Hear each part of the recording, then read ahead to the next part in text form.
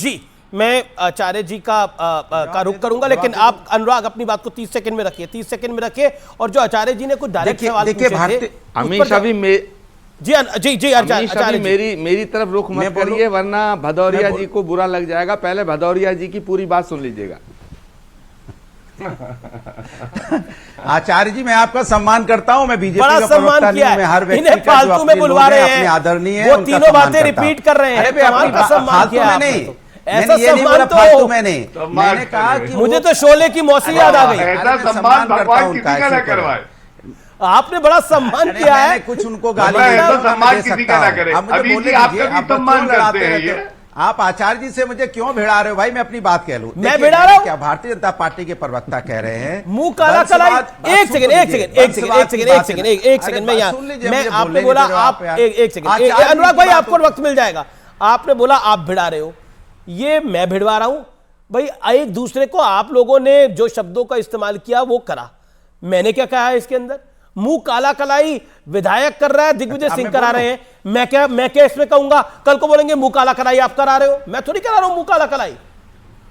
अब मैं बोलूं किसने करा है मुंह काला? अब हो गया हो तो मतलब आप कमाल की बात करते हैं। अब मैं बोल लूं, ये तो एक नॉर्मल, अगर मैं किसी न्यूज़पेपर में काम कर रहा होता, एक तरफ फूलों की मामला, दूसरी तरफ मुंह काला, हेडलाइन है ये कल की।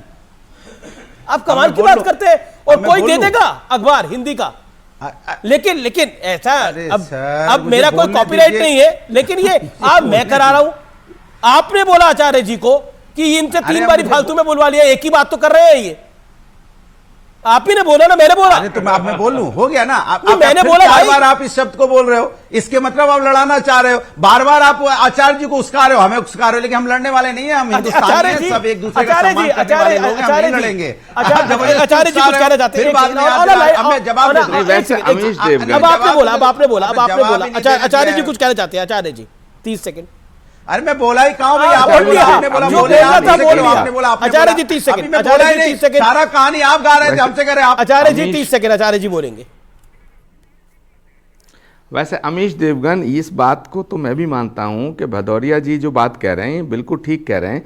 ये जो मैंने कहा वो भदौरिया जी ने सुन लिया, और वो समाजवादी पार्टी ने भी सुन लिया। और मैंने तथ्यात्मक बात कही, कांग्रेस पार्टी के वरिष्ठ नेताओं के बारे में जिन अपशब्दों का प्रयोग समाजवादी पार्टी के नेताओं के द्वारा किया गया वो बर्दाश्त के काबिल नहीं है। दूसरी बात मैंने कही कि अगर सच में मोदी जी को हराना चाहते हो, सच में बीजेपी को टक्कर देना चाहते हो, फिर सारे लोगों से बात करो, सारे विपक्ष को एक करो, तब जाकर के, वरना मोदी जी को हराना संभव नहीं है। तीसरी बात यह अमीश देवगन जी कि कांग्रेस हमारी पार्टी है, हम मानते हैं कि हम हारे हैं, हम ये भी मानते हैं कि बुरी तरह हारे हैं, बिल्कुल सुपड़ा साफ हो गया है हमारा, इस सत्य को हम स्वीकार करते हैं। लेकिन आप और क्या चाहते हैं हमसे? आप क्या चाहते हैं? क्या कांग्रेस पार्टी बिल्कुल खत्म हो जाए? अरे भाई, आप जिस तरह से डिबेट करा रहे हैं, अगर हम अपना मुख्यमंत्री तेलंगाना में आज नहीं फैसला करते, कल फैसला नहीं करते, तो आपकी ब्रेकिंग न्यूज क्या होती? आपकी ब्रेकिंग न्यूज होती कि कांग्रेस में सिर्फ उठौल। अब आप भाजपा के लिए ब्रेकिंग न्यूज क्यों नहीं चलाते कि मुख्यमंत्रियों का फैसला नहीं हो रहा है? कहो कि बीजेपी में सिर्फ उठौल। लेकिन आप अमीश देवगन जी, मैं बहुत सम्मान के साथ ये कह रहा हूं कि आप भी कांग्रेस को खत्म करना चाहते हो। आप हो तो बता दो। Okay Gaurav Bhatia 10 second. Gaurav Bhatia 10 second. Gaurav Bhatia 10 second. मैं बोलूं, आप क्या सिर्फ उठौल हो रहा है क्या? आचार्य जी मैं आपको बताता हूं एक बात, आपको कोई लड़ाता नहीं है, आप लोग खुद ही लड़ रहे हो। आप याद करिए, मध्य प्रदेश में जब चुनाव चल रहा था, तब दिग्विजय सिंह और कमलनाथ एक दूसरे के कपड़े फाड़ रहे थे, और मंच पे अध्यक्ष हैं कांग्रेस के मध्य प्रदेश के कमलनाथ बोल रहे थे, तो दिग्विजय सिंह ने कहा नहीं, कपड़े तो तुम्हारे ही फटेंगे। अब आज आप एक बात बताइए, छोटा सा रुमाल है इनके पास, सर्दी बहुत है बाहर अमीश जी, वो रुमाल किसको ढकेगा? कपड़ा है नहीं, रुमाल भर का इनके पास कपड़ा है, और सबके सब बेशरम है। और एक छोटे से रुमाल से एनडीए का पार्टनर कुछ बोला था ना, ब्रिजमोहन जी। देखिए कि कुल 2024 के लोकसभा के चुनाव के लिए लगभग 90 दिन बचे जी। मैंने पूरी घोषणा देखी पिछले चुनाव की, 2019 की, उससे मुझे लगता है कि 90 दिन में चुनाव हो जाएगा। हालत यह है कि आज INDIA अपने साथियों को इकट्ठा करने में लगा है। उनके सामने सबसे बड़ी समस्या क्या है कि वो कैसे नेताओं को इकट्ठा कर लें। जनता को भूल गए, जनता को इकट्ठा करने की जरूरत नहीं है। नेताओं को इकट्ठा करने की जरूरत है। जनता वोट डालेगी, जी। जनता चुनाव जिताएगी। अब मेरी ये समझ भी नहीं आता कि जब तक ये अपने आपस के झगड़े निपटाएंगे तब तक तो चुनाव आ जाएगा। जब तक चुनाव आएगा, ये बड़ा महत्वपूर्ण है। आर पार में अब बात होगी सत्य और तथ्य की।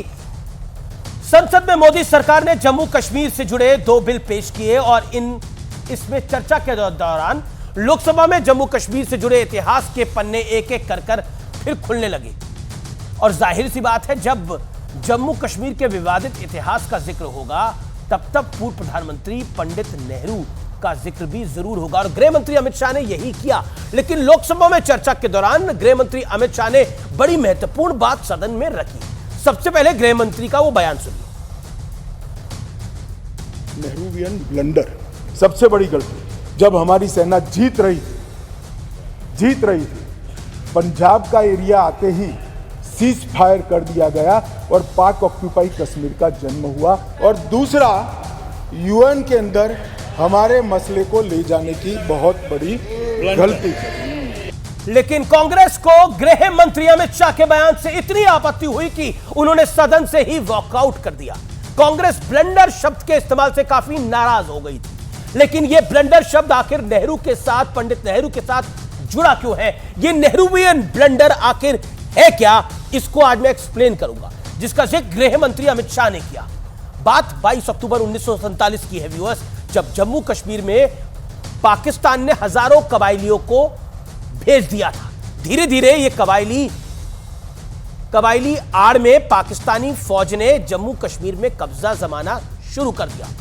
तब तक जम्मू कश्मीर भारत का हिस्सा नहीं था, बल्कि इंडिपेंडेंट रियासत थी। कबायलियों से बचने के लिए 27 अक्टूबर 1947 को जम्मू कश्मीर के राजा हरि सिंह ने भारत सरकार के साथ विलय के दस्तावेज पे हस्ताक्षर कर दिए। इसके बाद भारतीय सेना ने मोर्चा संभाल लिया। सेना ने न सिर्फ कबायलियों और पाकिस्तानी फौज को पीछे ढकेला, बल्कि जम्मू कश्मीर के लोगों की सुरक्षा को भी सुनिश्चित कर डाला। भारतीय सेना पाकिस्तानी सेना से वो सारे इलाके वापस छीन रही थी जिन पर उन्होंने कब्जा जमा लिया था। लेकिन तभी तत्कालीन प्रधानमंत्री पंडित नेहरू ने अचानक सीजफायर का ऐलान कर दिया। नतीजा यह हुआ व्यूअर्स कि पाकिस्तान सेना जहां थी वहीं रुक गई और भारतीय सेना के हाथ सीजफायर के ऐलान से बंध गए थे। इसके बाद पंडित नेहरू जम्मू कश्मीर का मुद्दा लेकर यूनाइटेड नेशन चले गए। इतना ही नहीं, कहा तो यह भी जाता है, जवाहरलाल नेहरू ने कश्मीर मुद्दे पर गृह मंत्री सरदार पटेल को भी अंधेरे में रखा था, भरोसे में नहीं लिया था, बल्कि आजाद भारत के पहले गवर्नर जनरल लॉर्ड माउंटबेटन की सलाह मानते हुए कश्मीर में जनमत संग्रह कराने का फैसला ले लिया। यह भारत के इतिहास का वो काला और कड़वा सच है जिसे ना तो झुटलाया जा सकता है ना ही मिटाया जा सकता है।